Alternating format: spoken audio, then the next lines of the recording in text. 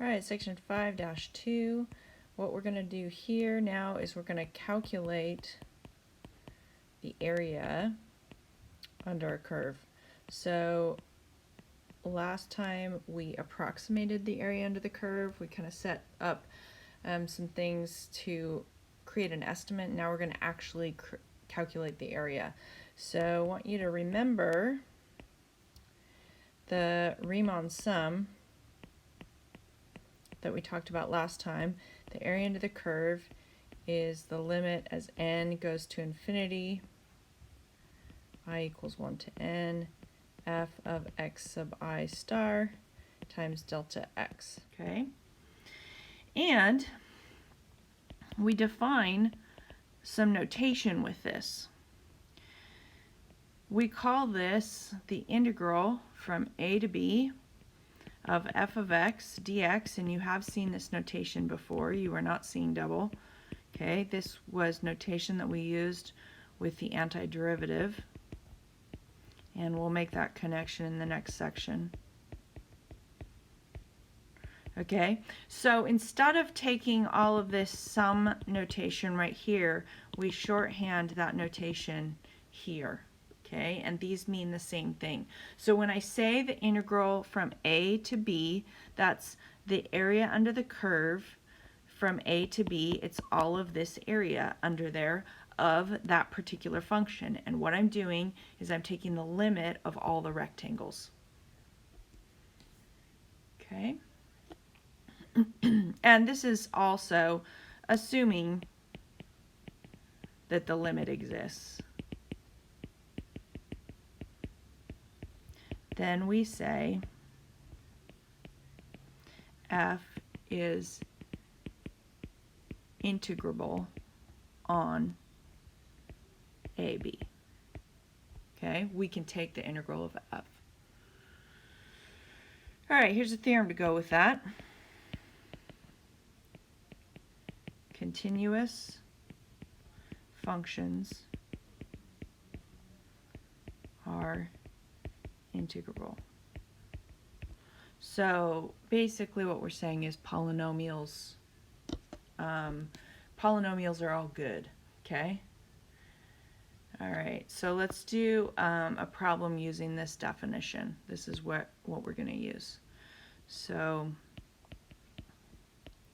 use the definition of the integral to evaluate 0 to 3 2x minus 1 dx.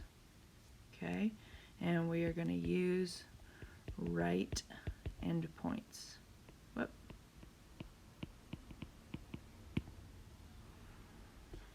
All right, so integral from 0 to 3 of 2x minus 1 dx equals the sum of I didn't write my limit. Just writing down the definition here. Limit as n goes to infinity of I equals 1 to n f of x sub I delta x. Now, I'm using x sub I because we're using right endpoints. Okay, and if we go back up here, our formula for right endpoints right here is using x sub I. So that's where these guys are going to come in. If you're using left endpoints, you'll use x sub I minus 1. If you're using right endpoints, you'll use x sub I in your Riemann sum. Okay? There's two formulas that you are going to use in a problem like this when you're using right endpoints. The first is delta x equals b minus a over n. And then the second one is that x sub I equals x naught plus I delta x. Now I want to talk about, I want these formulas to kind of make a little sense to you. This one right here, the delta x, if you remember from our picture, is the width of the rectangle. So the width of the rectangle is found by taking the whole span of the interval and dividing it by how many rectangles you have. So hopefully that kind of makes some sense. And then this is a general formula for finding whatever your right endpoint is. So the way you do that is you do your first value, and then you add however many right here, however many widths of the rectangle you have. So for example, like if I want the third height, the third rectangle height, I take my starting value, whatever that is, and add 3 widths of the rectangle, right? Which makes sense, okay? And that's how you get to your height place. Now in our situation, we start here at 0. So my initial value of my x sub I is going to be 0 plus I times delta x. Okay, so let's go over here and figure out what delta x is. Delta x is going to be my b minus a. That's my my top endpoint minus my bottom endpoint. So 3 minus 0 over n. Now, if this was the previous problems we did, I told you like, hey, use 4 rectangles, so n would be 4. But in this case, I want you to actually figure out the area. So we're going to leave this as n rectangles and take the limit as n goes to infinity. So your delta x for these types of problems will always have an n in them. Okay, so this is our delta x. And now we're going to take that and plug that in over here, 3 over n. So our x sub I term is going to be 0 plus I times 3 times n. So it's 3i over n is what it ends up being. So these, again, these formulas are set, okay? They don't change, but you're going to plug in your specific values of b and a, and then transfer that value here and plug in your initial value there. So your x sub I will always have an I in it and an n in it. Your delta x will always have an n. And now we're going to plug that into the formula. Okay, so we're looking at what's the limit as n goes to infinity, sum I equals 1 to n, of f of x sub I. So what's the function? The function is 2x minus 1. So that means I'm going to go 2, and I'm plugging x sub I into the function. So that means I'm plugging this in for x. 3i over n minus 1. So that's my f of x sub I times delta x. Delta x in this case is 3 over n. Okay? And now I'm going to do a little algebra. And this is where the first part of the lecture and the second part come together. Okay, this is going to equal the sum I equals 1 to n. I'm going to distribute in the 2 and make this 6i over n minus 1 times 3 over n. Right, and then we're going to do one and distribute in that 3 over n. So I get 18 over n squared, 18i over n squared minus 3 over n. And now I'm going to use the properties of my summations. So I can, hold on, let me get this guy out of here.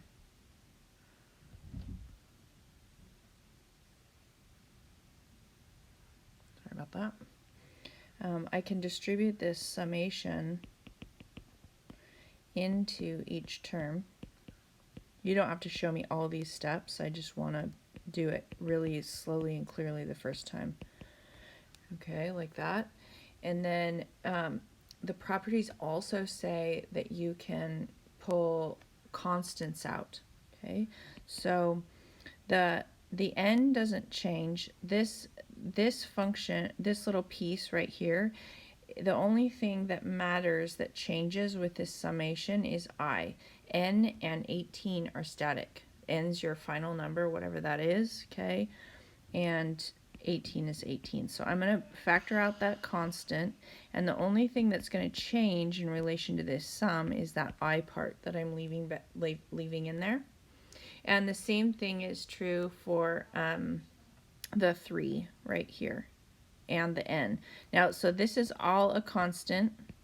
So I don't know, in my brain, I always leave the constants in when there's no i's. So this is just this thing.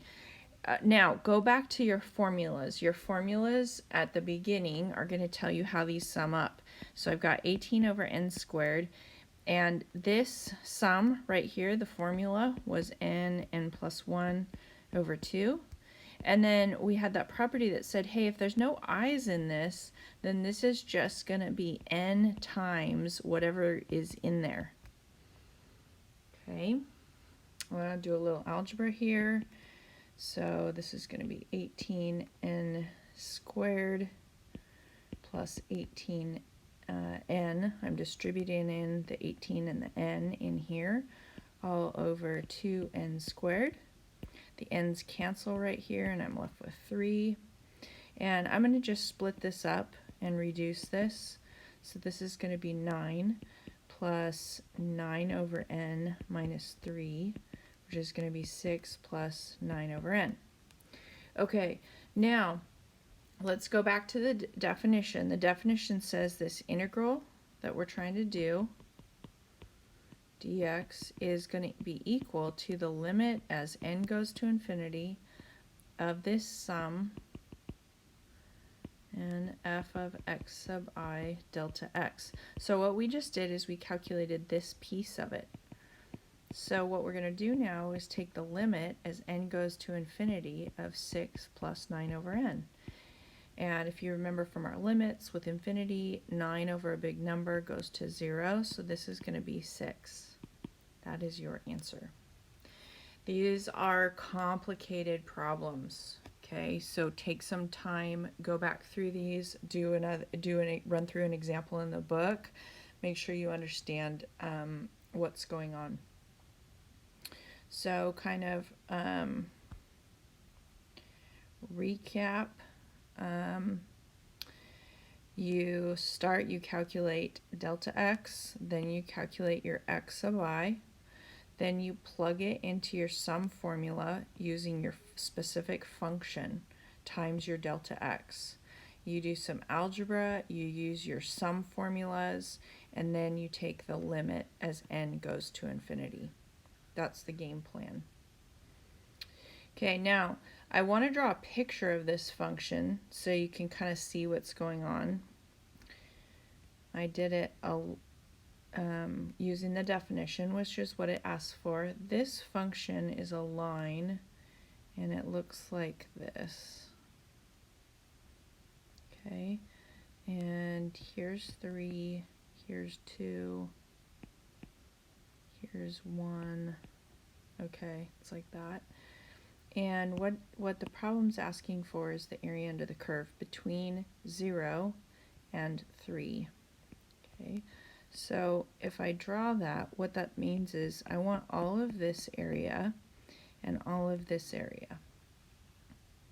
Now the problems that I did at the very beginning of the lecture were all above the x-axis. They all looked kind of like this. We didn't talk about what happens when it's underneath. The concept of the integral is that the area underneath is subtracted and the area above is added.